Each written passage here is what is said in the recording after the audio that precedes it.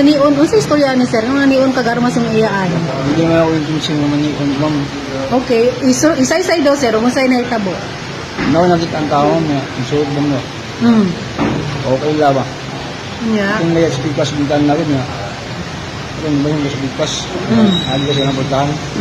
Manan dia nakain mo siya na yun na ako siya. Okay. Kaya nakita siya kapi ba?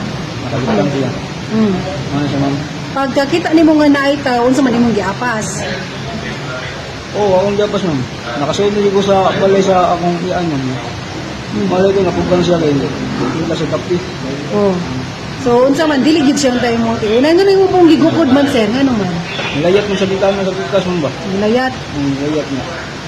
Tapos unsa ba? Mo nagtuo kag kawatan. Oo, kasi naman ba? Hindi siya wa mo ng tao. Pero dili isag ka kanang kuan sa dili ka hubog atong time. Dili mura ra jud kag nakabantay nga naay tao. Pero katong arma sir, imuha to? Ha?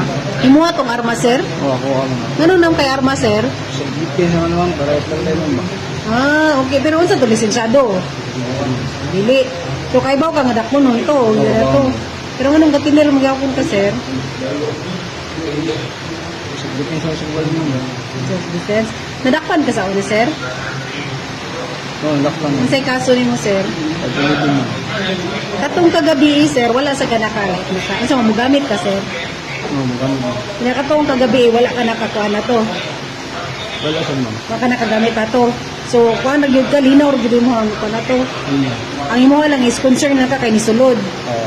Yang anong gipadatot man ka sir? Kasi kung may ka kalubos ma'am ba?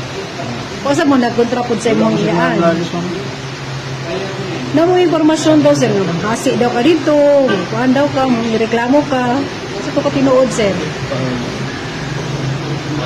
Di ma'am, maura dito kung pagpang-anon, pero wala naman. Maura sige din ma'am. Mura gid to.